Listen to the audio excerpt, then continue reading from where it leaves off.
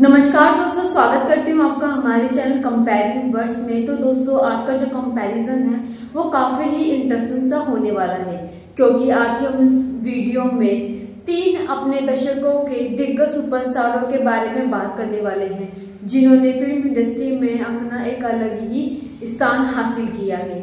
आज के हम इस वीडियो में दिलीप कुमार, अमिताभ बच्चन और शाहरुख खान के फिल्मी करियर के बारे में बात करने वाले हैं। तो चलिए आज का जो कंपैरिजन है वो शुरू करते हैं। तो दोस्तों, सबसे पहले हम बात करेंगे दिलीप कुमार जी के बारे में। दिलीप कुमार जो कि एक भारतीय अभिनेता थे, जिन्होंने ज्वार भाटा से अपने अभिनय की शुरुआत की। नूरजहां के साथ का नाटक जुगनू उनकी पहली बड़ी सफलता थी। नदियों के पार भी उसी साल की सबसे ज्यादा कमाई करने वाली भारतीय फिल्म थी। उन्होंने राज कपूर के साथ महबूब खान की अंदाज में नरगिस के साथ अपनी रिलीज के समय ये प्रेम त्रिकोण अब तक की सबसे अधिक कमाई करने वाली भारतीय फिल्म थी। तो वहीं 1950 के दशक में दिलीप कुमार ने कई लोकप्रिय फिल्मों में विभिन्न प्रकार की भूमिकाएं निभाई। तो वहीं दिलीप कुमार ने 1954 में रिलीज दाग में अपने प्रदर्शन के लिए सर्वश्रेष्ठ अभिनेता श्रेणी में पहला फिल्मफेयर पुरस्कार जीता। तो वहीं 2 साल बाद दिलीप कुमार ने ड्रामा आजाद में शीर्षक चरित्र निभाया, जिसने उन्हें अपना दूसरा फिल्मफेयर सर्वश्रेष्ठ अभिनेता पुरस्कार दिलाया। देवदास 1955 में उनकी शीर्षक भूमिका में उन्हें अपना तीसरा फिल्मफेयर सर्वश्रेष्ठ अभिनेता पुरस्कार दिलाया। इसमें से कुछ फिल्मों में उनके दुर्गपूर्ण किरदारों के कारण उनकी स्क्रीन छवि ट्रेजेडी किंग के रूप में स्थापित की। तो वहीं इंसानियत 1995 में देवानंद के साथ भी दिखाई दी। दिलीप कुमार की 9 फिल्में दशक की शीर्ष 30 सबसे ज्यादा कमाई करने वाली फिल्मों में शामिल थी। तो 1960 में दिलीप कुमार के आसिफ खान की बड़े बजट की ऐतिहासिक फिल्म मुगल-ए-आजम में दिखाई दिए। उन्होंने मुगल राजकुमार सलीम की भूमिका निभाई और साथ ही एक दरबारी नातिक जिसका किरदार मधुबाला ने निभाया था, जिससे प्यार हो जाता है और बाद में वह अपने पिता अकबर, जो कि पृथ्वीराज कपूर के खिलाफ विद्रोह कर देता है। तो वहीं इसके बाद 1967 में राम और श्याम में दिलीप कुमार ने दोहरी भूमिका निभाई, जिसने उन्हें सर्वश्रेष्ठ अभिनेता का 7वां फिल्मफेयर पुरस्कार दिलाया। तो वहीं उन्होंने 50 से 60 के दशक तक भारतीय सिनेमा में अपना दबदबा बनाए रखा। उन्हें अभिनय सम्राट कहा जाता है। दिलीप कुमार के पास सर्वश्रेष्ठ अभिनेता के लिए फिल्मफेयर पुरस्कार और साथ ही सबसे अधिक जीत का रिकॉर्ड है और इस पुरस्कार के उद्घाटन प्राप्तकर्ता भी थे। साथ ही उन्होंने बॉक्स ऑफिस पर रिकॉर्ड रखते हुए, जिसमें 80% से अधिक बॉक्स ऑफिस सफलताएं और कई लंबे समय तक चलने वाली सकल रिकॉर्ड भी हासिल किए हैं। तो 1981 में दिलीप कुमार ऐतिहासिक नाटक क्रांति में ब्रिटिश शासन से भारत की स्वतंत्रता के लिए लड़ने वाले एक क्रांतिकारी की भूमिका में दिखाई दिए। उन्होंने निर्देशक सुभाष घई के साथ विधाता 1982 एक्शन फिल्म कर्मा और सौदागर में काम किया। उन्होंने अपनी आखिरी फिल्म किला में भी अभिनय किया। उनकी 2 फिल्में आग का दरिया और काली पूरी हो चुकी है, लेकिन अभी तक रिलीज नहीं हुई है। कुल मिलाकर दिलीप कुमार ने 57 फिल्मों में मुख्य भूमिका निभाई। इसके अलावा उन्होंने अपने 54 साल के फिल्मी करियर में कई कैमियो, गेस्ट अपीयरेंस और कई अप्रकाशित फिल्में की। वह उस समय सबसे ज्यादा चूजी और चयनात्मक अभिनेता थे। उन्होंने अपने करियर में फिल्मफेयर पुरस्कारों में सर्वश्रेष्ठ अभिनेता के लिए 19 नामांकन अर्जित किए और जिसमें से 8 जीते। उनमें से 3 बैक टू बैक रिकॉर्ड है। उन्होंने 1994 में फिल्मी करियर लाइफ टाइम अचीवमेंट पुरस्कार भी मिला।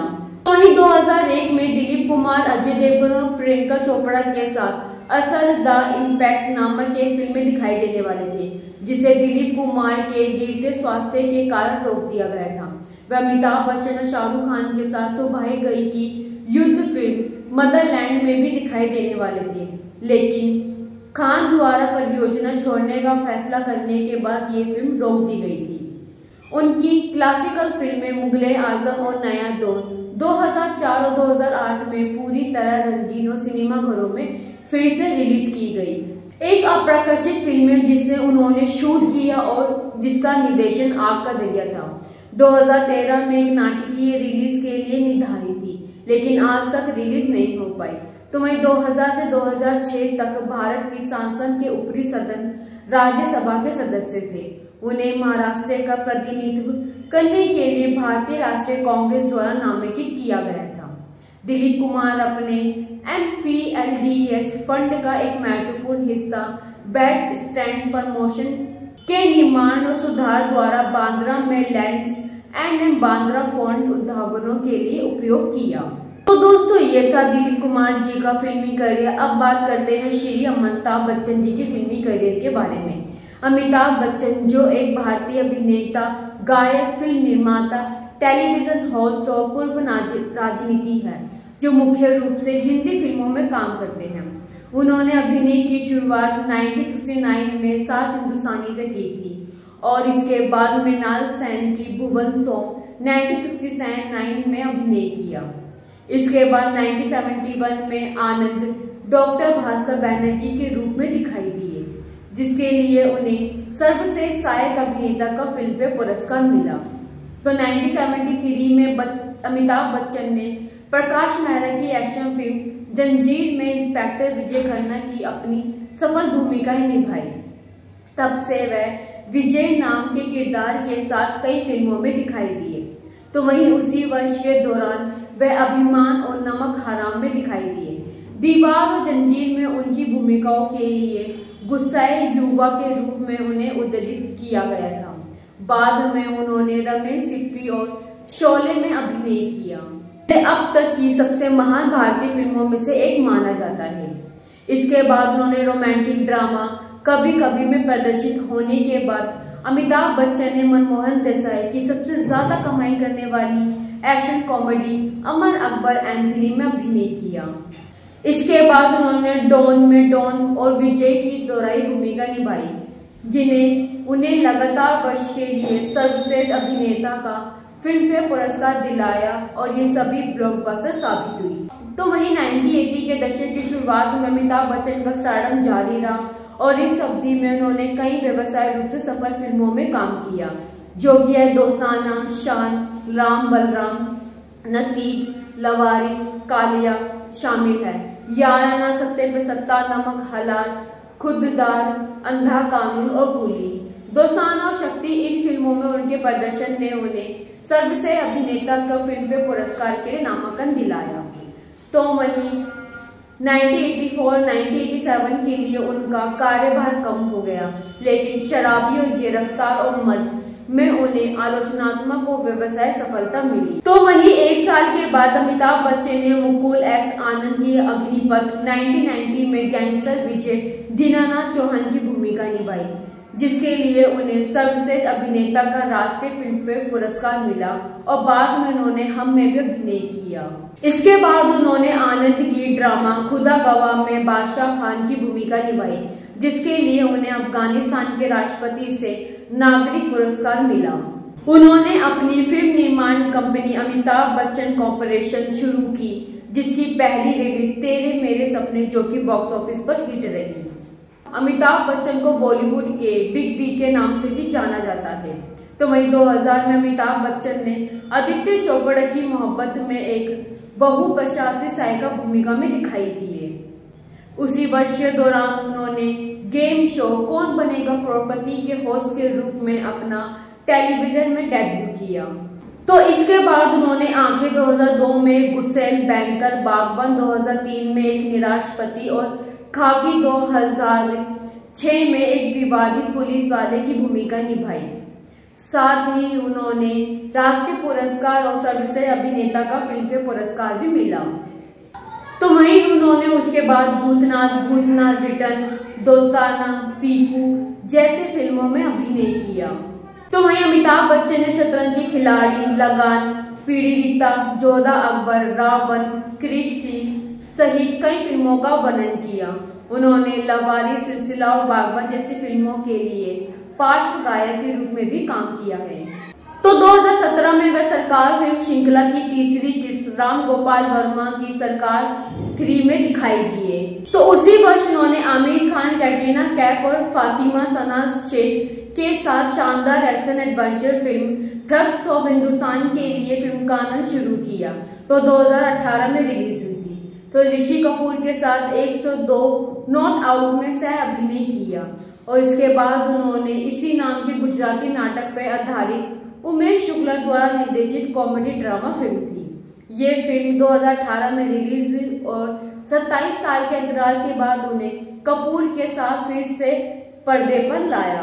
अगले साल अमिताभ बच्चन की 5 फिल्में रिलीज हुई, जिसमें से आयन मुखर्जी की फातिजी एक्शन ड्रामा फिल्म ब्रह्मास्त्र पार्ट 1 शिवा हिट होने के साथ साथ 2022 की सबसे ज्यादा कमाई करने वाली फिल्म भी साबित हुई, जबकि झुंड, रनवे 34 और ऊंचाई टिकट काउंटर पर अच्छा प्रदर्शन नहीं कर पाई। इसके बाद उन्होंने नाग अश्विन की कल्कि में अश्वत्थामा की भूमिका निभाई, जो उनकी तेलुगु में शुरुआत थी। तो दोस्तों, ये था श्री अमिताभ बच्चन जी के फिल्मी करियर के बारे में। तो आइए अब बात करते हैं शाहरुख खान के बारे में। शाहरुख खान, जो कि भारतीय अभिनेता, निर्माता और टेलीविजन व्यक्ति है, जो हिंदी फिल्मों में काम करते हैं। उन्होंने दूरदर्शन श्रृंखला फौजी में एक सैनिक की भूमिका निभाकर अपने अभिनय करियर की शुरुआत की। ऐसी भूमिका जिसने उन्हें पहचान दिलाई और अधिक टेलीविजन शो में अभिनय करने के लिए प्रेरित किया। फिल्मों के प्रस्ताव मिलने लगे और उनकी पहली रिलीज कॉमेडी ड्रामा दीवाना थी, जिसमें उन्होंने सहायक भूमिका निभाई थी। बाद में शाहरुख खान की थ्रिलर बाजीगर और डर में खलनायक की भूमिका निभाई, जो बॉक्स ऑफिस पर सफल रही, जिसने बॉलीवुड में उनके करियर को स्थापित किया। तो शाहरुख खान ने आदित्य चोपड़ा की रोमांस दिलवाले दुल्हनिया ले जाएंगे में काजोल के साथ अभिनय किया। उन्होंने दिल तो पागल है, माधुरी दीक्षित और करण जौहर निर्देशित कुछ कुछ होता है, कभी खुशी कभी गम में काजोल के साथ भूमिका निभाकर रोमांटिक भूमिकाओं में प्रतिष्ठा स्थापित करना जारी रखा था। 1990 में फिर भी दिल है हिंदुस्तानी में नजर आए थे, जिसमें शाहरुख खान और जूही चावला ने अभिनय किया था। इसके बाद उन्होंने 2001 में अशोका था, जिससे एक झटका लगा। उनके करियर की संभावनाएं 2002 में बेहतर हुई, जब उन्होंने देवदास में माधुरी दीक्षित और ऐश्वर्या राय के साथ अभिनय किया, जो एक पीरियड रोमांस था, जिसने उन्हें आलोचनात्मक प्रशंसा दिलाई। और 2004 में उन्होंने अपनी पत्नी गौरी खान के साथ मिलकर एक और कंपनी रेड चिल्ली एंटरटेनमेंट की शुरुआत की। इसके बाद उन्होंने जिसमें कल हो न हो, वीर ज़ारा, कभी अलविदा Na Kehna, Swades, Chak De India, my name is Khan जैसे कई फिल्मों में अभिनय किया। इसके बाद शाहरुख खान ने तीसरी पीढ़ी अभिनेत्रियों के साथ अभिनय करना शुरू किया, विशेष रूप से ओम शांति ओम में दीपिका पादुकोण और रब ने बना दी जोड़ी में अनुष्का शर्मा। उन्होंने एक्शन कॉमेडी चेन्नई एक्सप्रेस और हैप्पी न्यू ईयर में दीपिका पादुकोण के साथ सह अभिनय किया और दिलवाले में काजोल के साथ फिर से काम किया, जो सभी दर्शकों की सबसे बड़ी हिट फिल्म ग्रोसर थी। इसके बाद उन्होंने अनुष्का शर्मा के साथ जब हैरी मेट सेजल और जीरो में अभिनय किया, दोनों ही व्यवसायिक रूप से असफल रही। इसके बाद एक अंतराल के बाद शाहरुख खान ने 2024 की एक्शन फिल्मों पठान और जवान के साथ करियर में वापसी की। शाहरुख खान ने एक अभिनेता के रूप में 1988 में फौजी, दिल दरिया, उम्मीद, 1989 में महाकर्ष, वागले की दुनिया, 1989 से 1990 तक सर्कस, जिसमें एनी इसे उन लोगों को देता है, 1989 में दूसरा केवल, 91 में बेवकूफ, 1993 में रजनी। सर्वश्रेष्ठ अभिनेता के लिए 8 फिल्मफेयर पुरस्कारों के साथ वह दिलीप कुमार के साथ इस श्रेणी में सबसे अधिक जीत का रिकॉर्ड साझा करते हैं।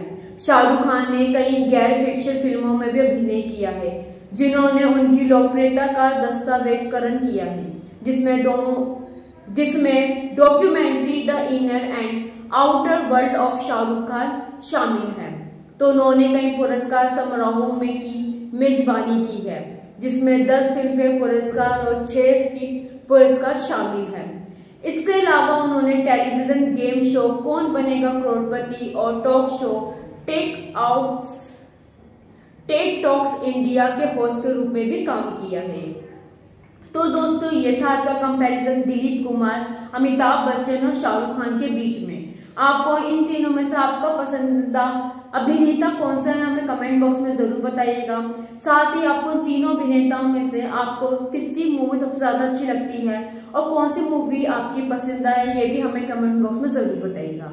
तो दोस्तों ऐसे ही कंपैरिजन में आपके लिए लाते रहेंगे। चैनल को सब्सक्राइब और वीडियो को लाइक शेयर भी जरूर कीजिएगा। मिलते हैं आपसे अगली वीडियो में नए कंपैरिजन के साथ।